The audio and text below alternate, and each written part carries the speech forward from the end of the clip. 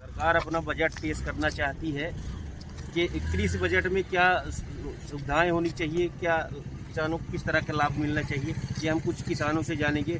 आइए हम जानते हैं। फिर ये बताइए कि किसान को कैसा बजट होना चाहिए। देखिए, सबसे बड़ी बात है कि किसान इस देश का अन्नदाता है। देश की जो अर्थव्यवस्था है उसकी मूल ताकत किसान से उत्पन्न होती है और किसान पर ही सारा शहर, सारे सर्विसमैन, सारे उद्योगपति, तमाम तरह के ऐसे लोग हैं जो निर्भर करते हैं। तो निश्चित रूप से जो बजट होना चाहिए, जो किसान के लिए सरकार का प्लान होना चाहिए बजट में, वो ये होना चाहिए कि जब हमारा उत्पादक, जब हमारा अन्नदाता मजबूत होगा, सुदृढ़ होगा, तो ये राष्ट्र मजबूत होगा, राष्ट्र की जीडीपी बढ़ेगी, राष्ट्र की क्षमताएं बढ़ेंगी। और किसान जब मजबूत होगा तो उससे आम लोगों को ताकत मिलेगी, रोजगार के अवसर मिलेंगे, साधन मिलेंगे। तो इसलिए सरकार को ये इस विषय पर विशेष रूप से विचार करना चाहिए कि जो कृषि बिल है, जो आम बजट है, उसमें कृषि के लिए जो प्रावधान किए जाए, तो उसमें किसान के लिए जैसे उसके कृषि संयंत्र हैं, जैसे उसके खाद बीज का प्रश्न है, जैसे उसको तमाम तरह की ट्रैक्टर और ये इस तरह की जो और किसी की अन्य सामग्रियां हैं, उनमें छूट मिलनी चाहिए। साथ ही साथ सरकार को एक विशेष ध्यान रखना चाहिए कि पूर्ववर्ती कमलनाथ जी की सरकार ने एक घोषणा किया था और कुछ जगह पर इसका पालन भी हुआ था कि 2 लाख तक किसानों के कर्जे माफ किए जाएंगे।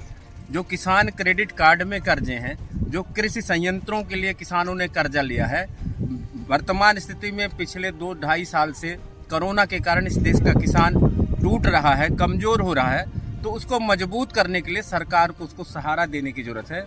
और जो कोऑपरेटिव सोसाइटियों से किसानों का कर्ज है, जो अन्य बैंकों से भी किसानों का कर्ज है, उस पर सरकार को गंभीरता से विचार करके किसान को मजबूत करने के लिए, उसको ताकत देने के लिए तमाम तरह के संसाधनों की व्यवस्था करनी चाहिए, ताकि किसान मजबूत हो। और जब किसान मजबूत होगा तो समाज और राष्ट्र हमारा मजबूत होगा। ये मेरी कामना है, सरकार से अपेक्षा है। सर, क्या उम्मीद रखते हैं बजट को लेकर? देखिए, सबसे बड़ी बात तो ये है कि जो वर्तमान में केंद्र की सरकार है, तो किसानों ने उससे तो उम्मीदें छोड़ रखी है। मैं किसान होने के नाते ये कहना चाहता हूं कि पहली बात तो ये वर्तमान की जो सरकार है तो एमएसपी की गारंटी दे।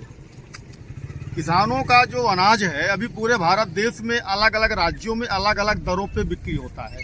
जैसे धान का रेट छत्तीसगढ़ सरकार जो है वहाँ 2600-2700 रुपये प्रति कुंटल दे रही है, मध्य प्रदेश में 1980 रुपये प्रति कुंटल है, उत्तर प्रदेश में 1400 रुपये कुंटल है। तो मैं ये कहना चाहता हूँ सरकार से कि भारत देश के भीतर उत्पादित होने वाले सभी अनाजों की रेट की एक गारंटी होनी चाहिए, उसकी एमएसपी निश्चित की जानी चाहिए पूरे भारत देश के भीतर। नंबर 1, जो किसानों को एक मजबूती प्रदान करेगा। दूसरी बात, किसानों को अभी तक जो इससे पूर्ववर्ती कांग्रेस की मनमोहन सिंह सरकार थी, तो जो इक्विपमेंट से कृषि में प्रयोजन के लिए जो उपयोग लाए जाते थे, जैसे हमारी सीड ड्रिल हुआ करती थी, कल्टीवेटर हुआ करते थे, रोटर वेटर हुआ करते थे, ड्रिप मशीनें हुआ करती थी, सिंचाई के ड्रिप औजार पाइपें हुआ करती थी, उसमें किसानों को 50% से लेकर के 80% तक की छूट मिला करती थी उनकी खरीदी पर, जो वर्तमान में नहीं मिल पा रही है। तो मैं कहना चाहता हूं कि अगर देश की सरकार अगर किसान को मजबूत करना चाहती है तो इन 2 चीज़ों पर उसको वर्तमान के बजट में समायोजित करना चाहिए और भारी भरकम बजट किसानों के लिए देना चाहिए कि किसानों को जो उसके कृषि संबंधी जो संयंत्र है उसकी खरीदी में 50 से 80% की छूट का प्रावधान रखे, एमएसपी की गारंटी दे। और तीसरी बात मैं ये कहना चाहता हूँ, जो ये सरकार की जो योजना है किसानों को अनाज देने की, बीज अभी तक जो हमारे यहाँ मिलता है किसानों को, तो किसानों को मान लीजिए एक सूर्य योजना अंतर्गत है, सूरज योजना अंतर्गत है जो बीज मिलता है, तो 5 किलो 10 किलो अनाज मिलता है। मैं ये कहना चाहता हूँ सरकार से कि इस बजट में ये प्रावधान रखे इस बार के कि जो हमारे 10 एकड़ तक के किसान हैं, तो उन 10 एकड़ तक के किसानों को हर योजना का लाभ, चाहे वो एग्रीकल्चर हो चाहे हार्टिकल्चर हो, दोनों में किसानों को बराबर जो योजना के अंतर्गत निःशुल्क अनाज वो जो बीज जो प्रदान किया जाता है, बीज और कीटनाशक प्रदान करे। दूसरा मैं कहना चाहता हूं, जो खाद का रेट इस समय पर बहुत तेजी से बढ़ा दिया गया है कंपनियों के द्वारा, तो मैं सरकार से मांग करता हूं कि सरकार इस बजट में ये समायोजित करे कि फर्टिलाइजर के रेट जो सरकार ने बढ़ाए हैं उनको वापस लेकर के सब्सिडी किसानों की 50% फिर से बढ़ाई जाए खाद्य जो ये उर्वरक है।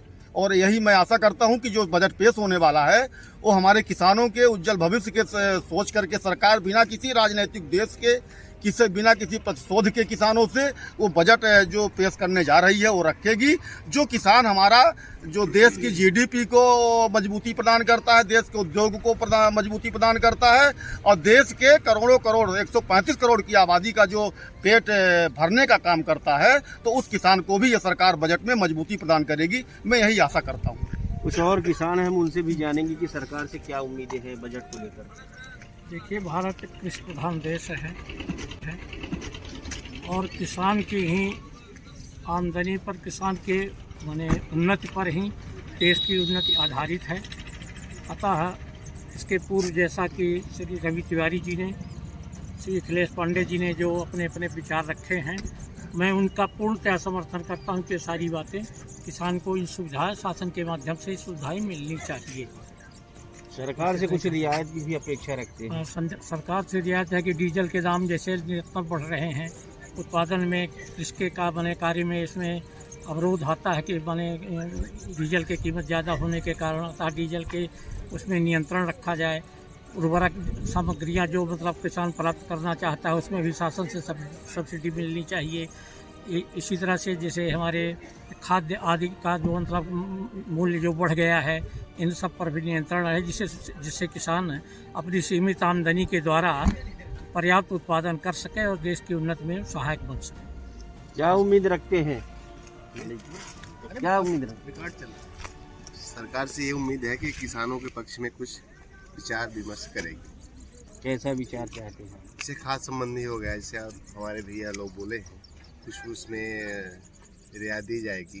खाद महंगी हो रही उसमें थोड़ा सुधार हो, और डीजल जैसे महंगा हो रहा है उसमें भी थोड़ा कमी आनी चाहिए।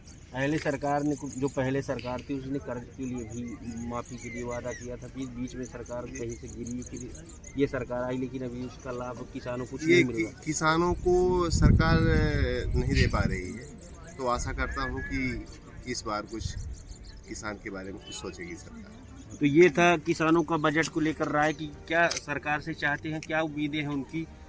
हरिओम सिंह, NBT रीवा।